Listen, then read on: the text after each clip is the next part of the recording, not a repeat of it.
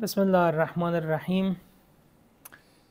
امروز دوم مرداد ماه 1404 در خدمت استاد گرامی جناب آقای دکتر مظفرعلی کشمیری هستیم.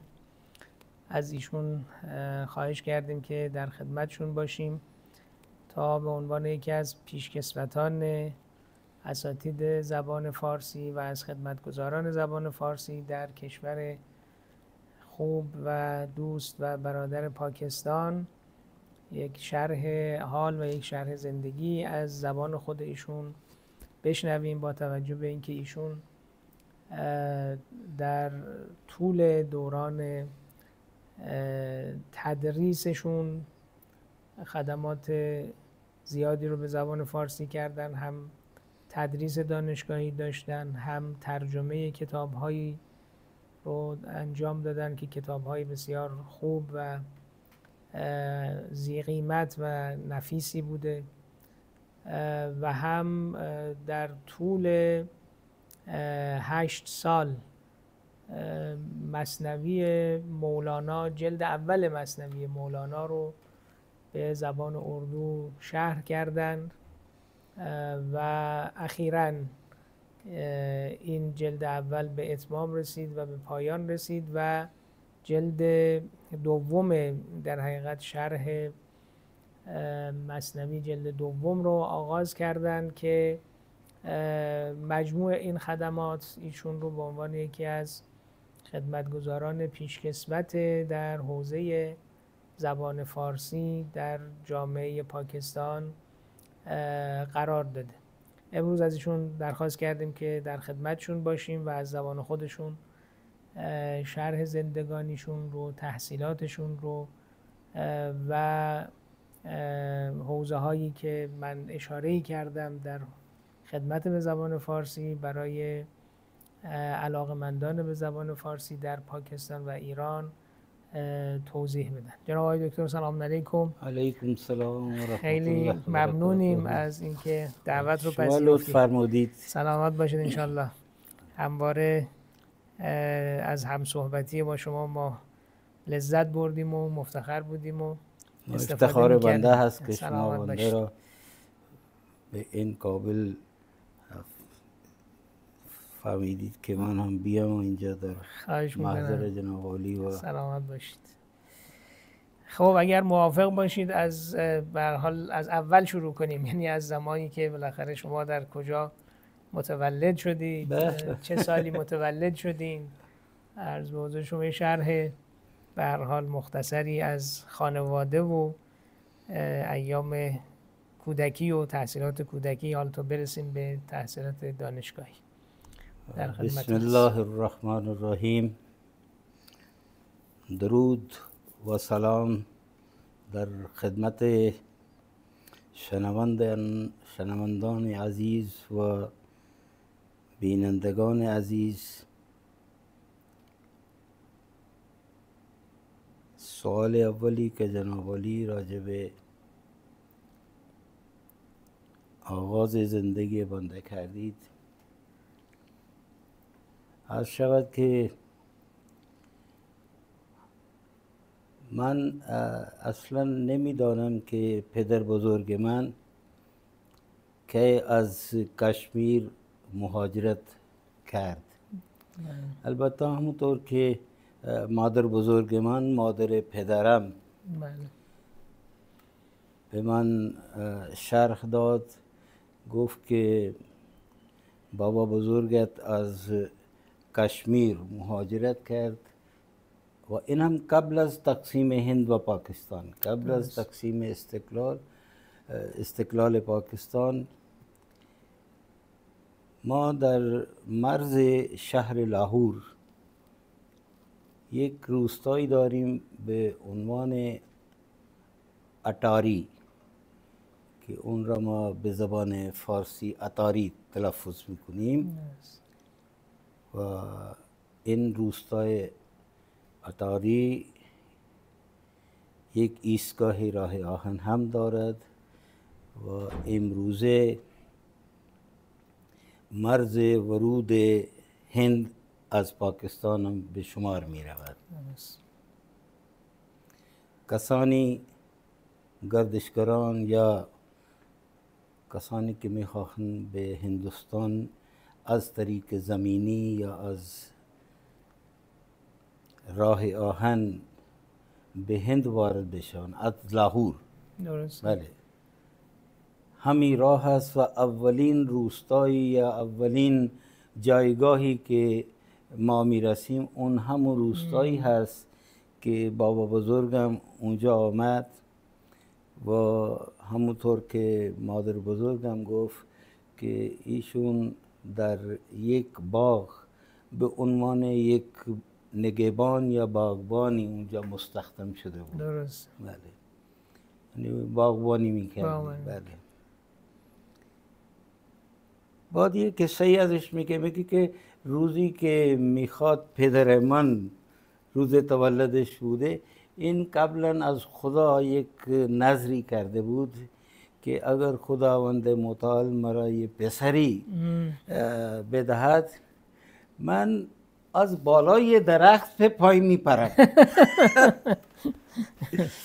و همونطور شد، خدا هم دعاش قبول کرد و پدرم به دنیا آمد و این از بالای درخت پای پرید و خدا را شکر نمیدونه که محفوظ ماند، چیزی پاش نشکست. و بعد این پدر من با برادر بزرگش اینها از اون روستا به شهر لاهور هر روز صبح می آمدن، اینجا یک کاری می کردن و مزدی که دستشون می آمد بر می گشتن. این از شهر لاهور تا اون روستا فقط 14 کیلومتر فاصله هست. صحیح. مرز خیلی نزدیک هست از لاهور.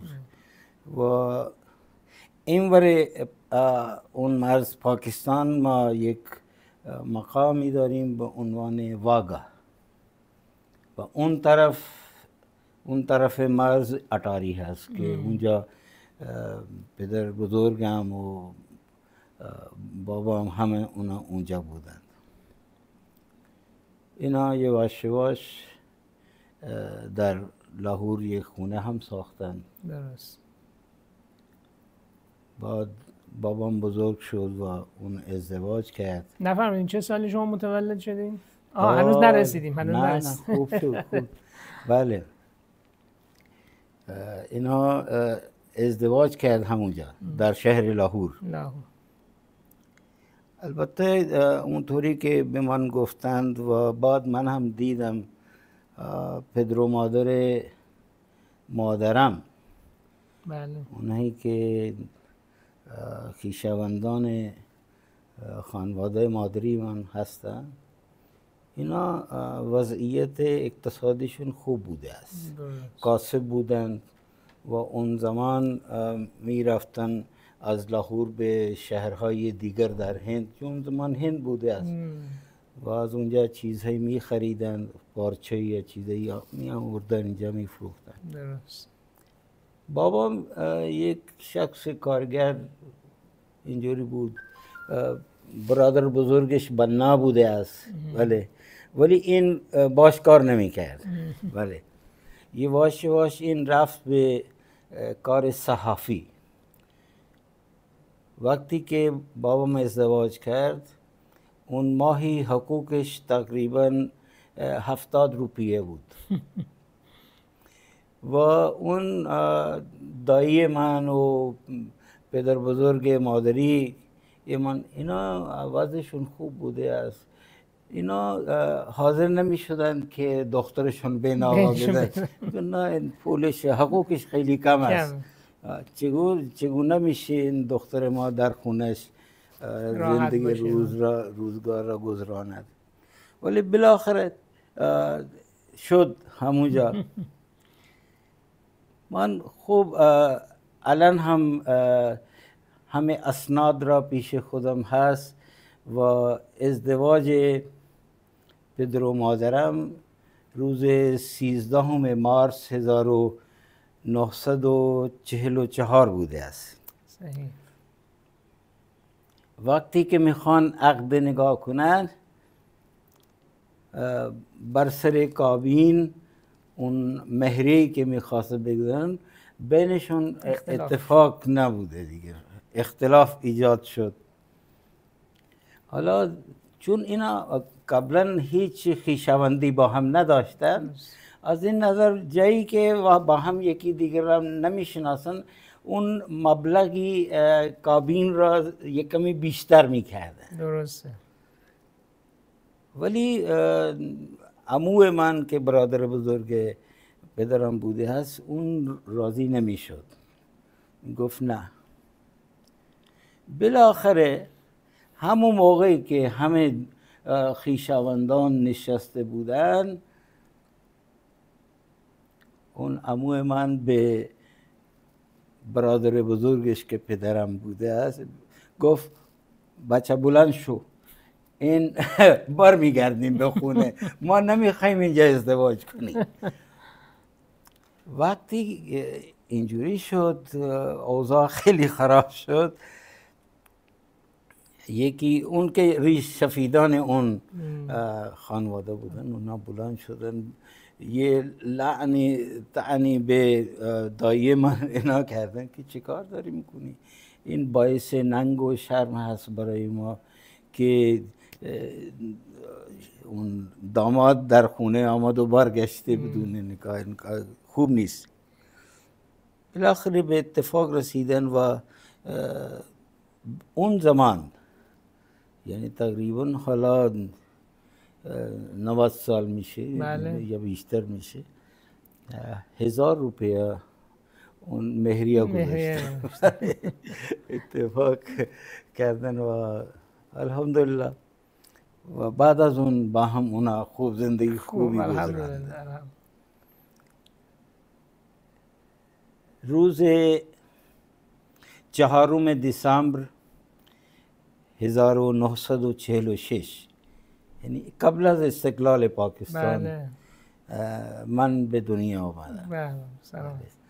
و من استقلال پاکستان 1947 این 47 است، 14 اوت 47. ولی من قبل از اون به دنیا آمدم و اون زمان دایی من اینها در مرکز لاهور زندگی میکردن. درست. لاهور تقریبا 10 دروازه و اون زمان یک حصاری گرد لاهور هم بوده است و یک دروازه معروف لاهور که موچی دروازه هست. ما غیر اون شیرانوالا دروازه، یکی دروازه، دهلی دروازه، اکبری دروازه، موچی دروازه، لوهاری دروازه، بھاٹی دروازه، ٹکسالی دروازه، این همه درهای لاهور بودن اون زمان.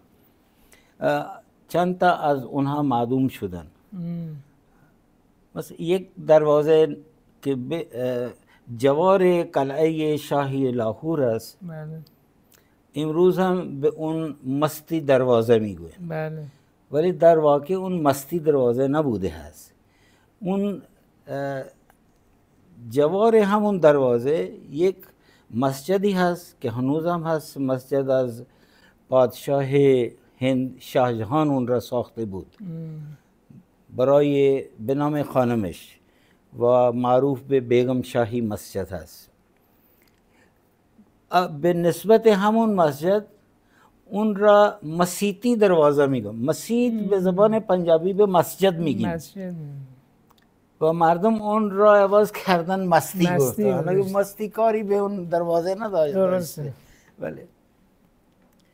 ولی جایی که خونه خویشاوندان خانواده مادرم بوده، این یک کوچه هنوزم یادم هست، کوچه نور بوده.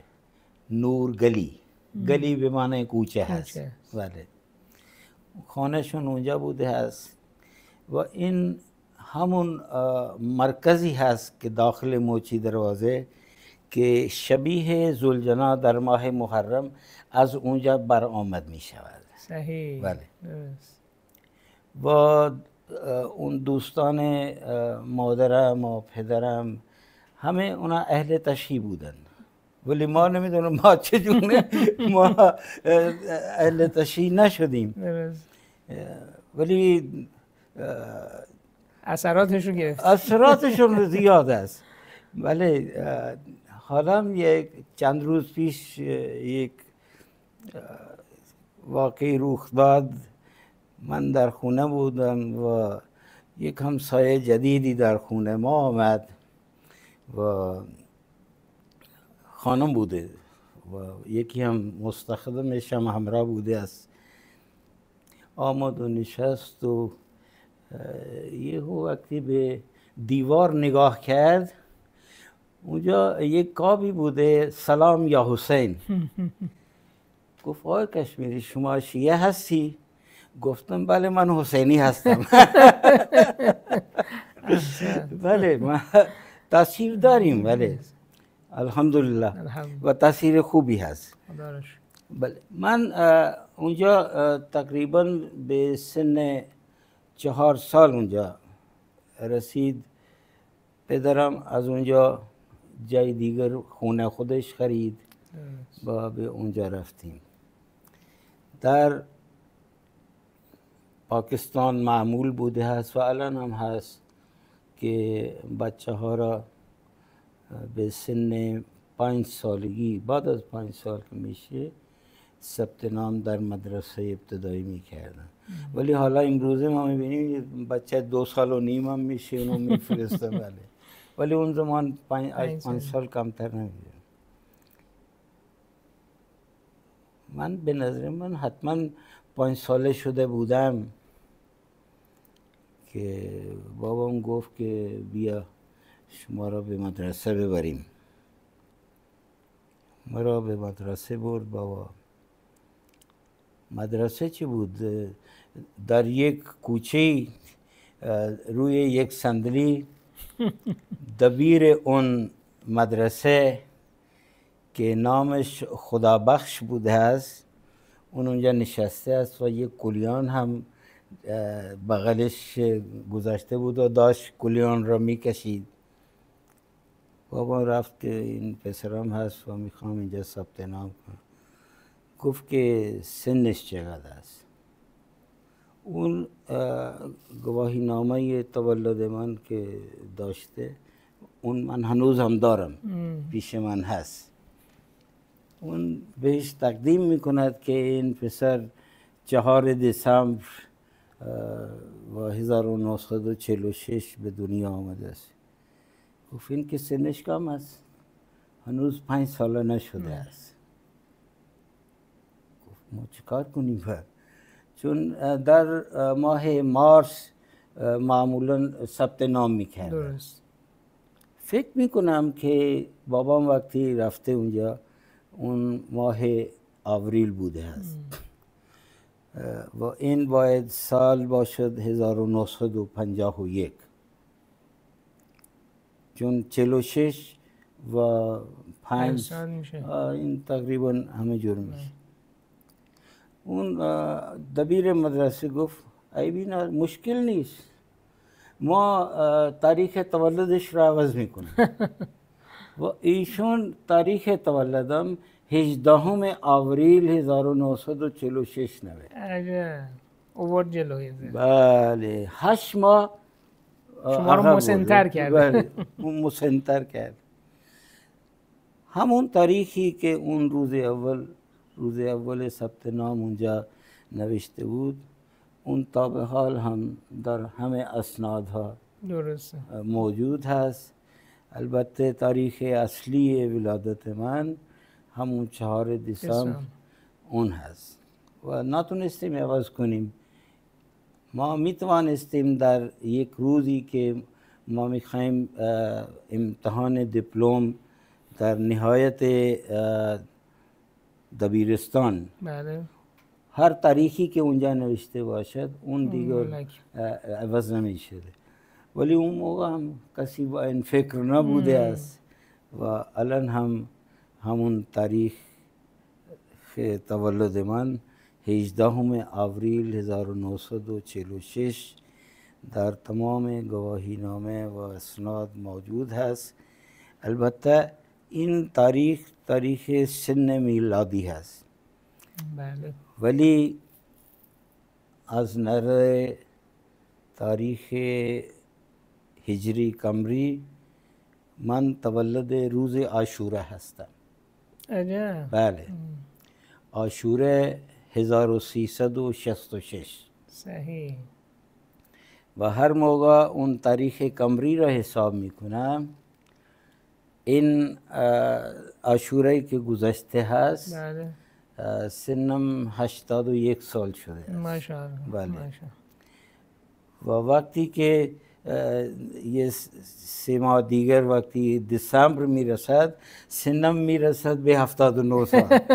یعنی عقب میره. این فرقش هست. بله. چون در تقویم قمری ما 10 روز فرق داریم. از همون تفاوتی که هست اونم در سن هم ظاهر میشه. بله. این روز تولد بنده و همونطور در اون مدرسه ما آغاز کردیم. البته یه چیزی باید عرض کنم که اون زمان مدارس شهرداری اون شهر لاهور اون ساخته بود. درست. بله. یعنی شهرداری هم دولت بوده هست. و نام اون مدرسه هنوز هم یادم هست، MC پرایمری سکول، میونسپل کارپوریشن پرایمری سکول. میونسپل به شهرداری ما میگیم، به عربی بلدیه که هم گفته میشه. بچه ها روی گلیم نشسته بودم، گلیمی که از کنف یا از مواد الیاف مسد بافته میشد و همشون روی اون. فقط در کلاس 5 بچه ها میز و صندلی یا میز و نیمکت اینو داشتن. بقیهش همه ما روی اون گلیم می نشستیم. امروزا ما می بینیم بچه ها برای کتاب ها کیف های مدرسه بسیار جالب، سال به سال هم عوض میشه. بله عوض میشه. ولی اون زمان کسی از این کیف مدرسه نداشتیم. بعضی بچه ها هم کلاس ما یک دستمال یه بکچه 4 گوش در اون کتاب ها را می بندیم و یک تخته چوبی هم داشتیم. هر دانشجو دانش آموز داشته که روی اون ما می نوشتیم با کلم نی. دوات هم داشتیم، کلم نی هم داشتیم و نتیجه همون اون زمان که ما می نوشتیم، ما امروز هم الحمدلله خطم خوب است. ولی اگر من نوای خودمون را نگاه میکنم اصلا نوشتنم بلد نیستم. من دیگه الان با تایپ همه چی. بله. اینا فقط گوش میکنن، نمی نویسن، با دستی نمی نویسن. و این البته خیلی ضرر بزرگی هم هست، چون نوشتن و خطاطی خودش خیلی ضرر بزرگی هست و به خصوص در این دولت ما، در کشور ما، بیشتر گرایش دانش آموزان از اول از خونه پدر و مادری به زبان انگلیسی هست. درست. نمیدونم چرا الان ما میبینیم که عروس من که هست اون با نوه‌های من با زبان انگلیسی داره صحبت میکنه. آخر چه؟ و اونا اصلا اردو بلد نیستن که بنویسن. خیلی من چند بار به نوه‌های من بردم پیش خطاطی، یک کلاس خطاطی بود. 2 بار رفتم، فقط یک ماه اونجا نشستم. گفتن نه حالا ما میخوایم تعطیلات هست، ما از تعطیلات برخوردار میخوایم بشیم. اینجوری هست. ولی خیلی نیاز دارد که بچه ها زبان خودشون را بفهمن و هم نوشتاری و هم گفتاری. ولی اونا نمیدونم چرا اینجوری هست. این یک خطر ضرر بزرگی بزرگی هست. بله. ضرر بزرگی هست که زبان ملی خودشون یا زبان مادری خودشون بچه ها اصلا آشنایی نداشته باشن. این یک ضرر بزرگی هست.